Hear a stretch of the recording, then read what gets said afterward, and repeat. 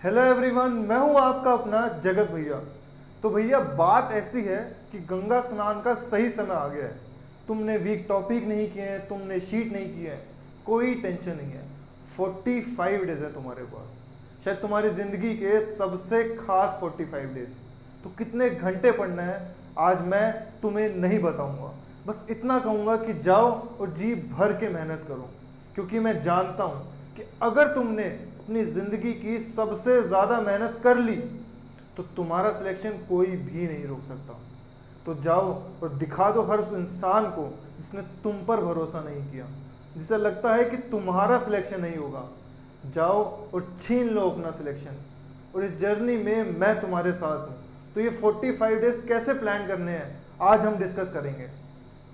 तो यार मई ख़त्म हो गया, जून जुलाई के 60 डेज हैं हमारे पास, जिसमें से 15 डेज तुम बोर्ड के घटा दो तो तुम्हारे पास 45 डेज बचते हैं। अब इन 45 डेज में हमारा एम क्या है?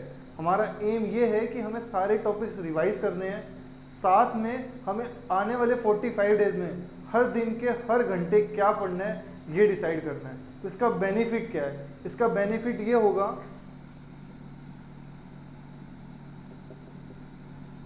फर्स्ट बेनिफिट ये है कि तुम्हारा जो टाइम है वो जीरो टाइम वेस्ट होगा, क्योंकि तुम्हें ये पता होगा कि तुम्हारे आने वाले हर घंटे में तुम्हें क्या पढ़ना है। फॉर एग्जाम्पल, हम टाइम वेस्ट कब करते हैं?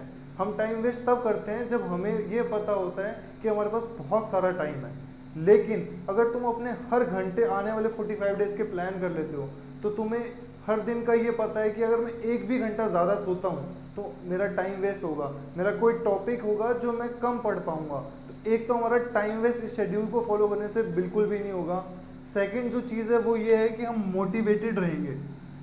अब यार ऐसा है कि अगर तुम हर दिन अपना शेड्यूल फॉलो करते हो ना तो तुम्हें मोटिवेशन मिलेगा कि यार मैं स्टेप बाय स्टेप अपने जितने भी सारे टॉपिक्स हैं वो कवर कर पा रहा हूँ। और ये स्मॉल स्मॉल विन है यार। अगर एक एक करके हम जीतते जाएंगे ना तो हमें लगेगा कि हमारा सिलेक्शन होगा ही, और कॉन्फिडेंस हमारा बिल्टअप होता है इससे। थर्ड टॉप जो हमारा मोस्ट इम्पोर्टेंट बेनिफिट है वो है कि रैंडम। तो यार कोई भी चीज़ के अंदर अगर हमें जीतना होता है ना तो हमें एक साथ सारी एनर्जी एक तरफ लगानी होती है। तुम यूँ मान लो कि ये तुम्हारा एम है, इस एम तक पहुंचने के लिए तुम्हारे पास 10 रास्ते हैं। यहाँ पे मैंने 4 रास्ते बनाए हैं। अगर तुम एक रास्ते हर रास्ते से थोड़ा थोड़ा जाओगे तो तुम यहीं तक पहुंच पाओगे, लेकिन अगर सेम एनर्जी तुम एक रास्ते पे लगाओगे तो तुम एम तक पहुंच पाओगे। तो इसी तरह से ये जो रैंडम है ना, कि तुम्हें पता ही नहीं कि तुम क्या कर रहे हो, तो तुम्हारा टाइम भी वेस्ट होगा और तुम्हारा जो सिलेक्शन है उसके अंदर भी रुकावट आएगी। तो अगर हम ये रिमूव कर देते हैं तो हमारा सिलेक्शन कंफर्म होगा ही होगा। तो अब हम प्लान कैसे करें? तो इस चीज़ को प्लान करने के रिवीजन को 3 पिलर्स होते हैं। वो 3 पिलर्स हैं what, second is how, third is where. तो फर्स्ट हम बात करेंगे हाउ के बारे में। How basically how much time we have, कि हमारे पास कितना समय है इन टॉपिक्स को करने के लिए। तो अगर आप फिजिक्स केमिस्ट्री मैथ्स या फिजिक्स केमिस्ट्री बायो कर रहे हैं, यानी कि जेई या नीट की तैयारी कर रहे हैं, तो मैं मान के चल रहा हूँ कि फिजिक्स के लिए आपके पास 30 टॉपिक्स हैं, केमिस्ट्री के लिए आपके पास 30 टॉपिक्स हैं, और मैथ्स के अंदर भी आपके पास 30 टॉपिक्स हैं। तो हमारे पास 45 डेज हैं और 30 टॉपिक्स हैं। तो अगर मैं 45 को 45 डिवाइड बाई 30 करता हूँ तो मेरे पास आता है 1.5। तो इसका मतलब ये है कि हर टॉपिक को मैं 1.5 टाइम्स कर सकता हूँ। अब मैं ये मान के चल रहा हूँ कि तुम्हारे पास पढ़ाई के लिए 12 घंटे हैं, तुम दिन में 12 घंटे जो है अपनी पढ़ाई कर रहे हो। तो अगर तुम 12 घंटे पढ़ाई करते हो, ठीक है, ईच सब्जेक्ट को मैं 4 आवर्स ईच देता हूँ, तो 1.5 टाइम्स को अगर मैं 4 करता हूँ तो 6 आवर्स। बेसिकली हर टॉपिक फिजिक्स केमिस्ट्री मैथ्स के मैं 1.5 टाइम्स यानी कि 6 घंटे ही दे सकता हूँ। तो हमें ये पता लग गया कि हमारे पास हर टॉपिक को करने के लिए सिर्फ और सिर्फ 6 घंटे ही हैं। तो उससे ज़्यादा हमें समय किसी भी टॉपिक को नहीं देना है। जो नेक्स्ट क्वेश्चन आता है कि वेयर। वेयर मतलब कि तुम्हें कहाँ से पढ़ाई करनी है। तो यार तुम्हारी जो भी शीट है, जो भी तुम्हें क्लास में होमवर्क मिला है या डीपीपी मिली है, तुम्हें इस तरह से तुम्हें ये याद रखना है कि तुम रिवीजन कर रहे हो, ठीक है। रिवीजन का मतलब ये है कि जो मैंने पढ़ लिया उसको मैं जस्ट एक बार रिवाइज कर रहा हूँ, ना कि मैं सारा का सारा वापस से लेकर उसको बैठूंगा।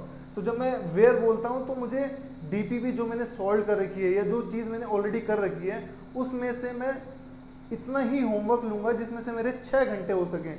अब 6 घंटे के अंदर मेरे पास 360 मिनट्स होते हैं, ठीक है। अब तुम कोई भी टॉपिक को अगर रिवाइज करते हो तो मैं मान लो 60 मिनट्स तुमने रिवीजन के लिए दे दिए, तो तुम्हारे पास 300 मिनट्स बचते हैं।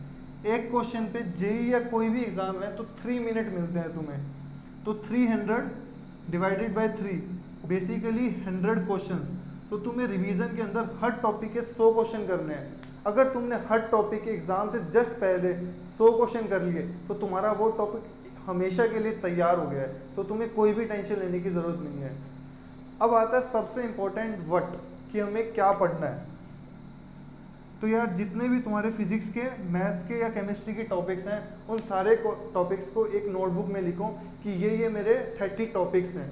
अब कई बच्चों को ये होता है कि मेरे यार टॉपिक्स तो मैंने लिख लिए, मेरे कुछ वीक टॉपिक भी हैं वो मुझे कवर करने हैं, वो मैं कैसे करूँगा, या कोई स्ट्रॉन्ग टॉपिक नहीं है मेरा, मैंने कुछ छोड़ दिया है, उसको कैसे मैं कवर करता हूँ। तो उसका बेसिक तरीका ये है कि भाई पढ़ाई के घंटे बढ़ाने पड़ेंगे। तुम 12 घंटे पढ़ रहे हो, 12 के अंदर 2 घंटे और बढ़ाओ, +2 अगर मैं करता हूँ तो मेरे पास 14 आवर्स होते हैं। 2 घंटे इंटू 45 डेज यानी कि 90 आवर्स, मेरे पास 90 घंटे एक्स्ट्रा हो गए। अगर मैं 90 को 6 से डिवाइड करता हूँ तो मेरे पास 15 टॉपिक्स करने का टाइम है, यानी कि मैं हर 15 टॉपिक्स अपने जो वीक हैं वो सिर्फ 2 घंटे डेली के एक्स्ट्रा करने से कवर कर लूँगा।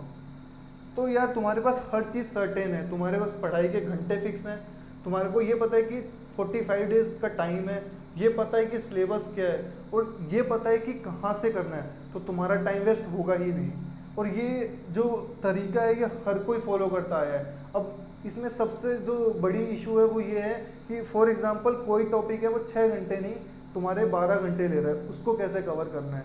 तो यार तुम्हें ये खुद से डिसाइड करना है, ये बेसिकली ट्रेड ऑफ है कि मैं किस टॉपिक को ज़्यादा टाइम दूंगा या किसको कम। अगर कोई टॉपिक तुम्हारा 6 घंटे ले रहा है तो कोई टॉपिक ऐसा भी होगा जो तुम्हारा सिर्फ 2 घंटे में हो जाएगा, तो तुम्हें वहाँ के 4 घंटे एक्स्ट्रा मिल जाएंगे।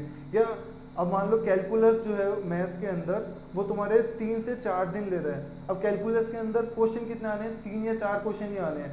अब तुम उस रिवीजन के टॉपिक को अपने इस टाइम टेबल में फिट करके देखो कि यार जो मेरे पास टाइम टेबल है उसमें ये कवर हो पा रहा है या फिर नहीं हो पा रहा है। अगर वो 4 दिन तुम इसमें ऐड करते हो एडिशनल और तुम्हारा बाकी का टाइम टेबल फिर भी अच्छे से मैनेज हो रहा है तो तुम उसको 4 दिन दो। अगर तुम उसको नहीं कर पा रहे हो तो अपने एक्स्ट्रा घंटे में देने की कोशिश करो, और तब भी नहीं कर पा रहे हो तो मैं यही बोलूँगा कि यार उसको एक बार के लिए छोड़ दो, क्योंकि वो तुम्हारा 4 दिन लेगा और तुम्हारे 2 क्वेश्चन 3 क्वेश्चन तुम सही कर पाओगे। इससे अच्छा 4 नए टॉपिक ले लो मैथ्स के जिसमें से तुम्हारे 2 क्वेश्चन पक्का सही होंगे ही होंगे। क्योंकि यार यहाँ पे हमें ईगो पे नहीं लेना है, हमें मार्क्स इंप्रूव करने हैं, ठीक है। तो ये बेसिक स्ट्रेटजी है जो हर बंदा रिवीजन की फॉलो करता है। मुझे जितना आइडिया है, मतलब ये जितने भी बच्चों को मैंने अभी तक बताया है, मेरे छोटे भाई बहन को या हर किसी ने इसको फॉलो किया, हर किसी के लिए ये मतलब एकदम सक्सेसफुल रहा है। तो इसी तरह से रिवीजन की जाती है। तो अभी से ही अपना 45 डेज पूरा का पूरा शेड्यूल करो। कोई भी डाउट हो कमेंट सेक्शन में बताओ। वीडियो सही लग रही है तो लाइक करना, और अगर पेरेंट्स हो तो अपने बच्चों को ये वीडियो ज़रूर दिखाना, क्योंकि उनको ये सीखने की बहुत ज़्यादा ज़रूरत है। बाकी तो लाइक करना, शेयर करना, कमेंट करना। Thank you.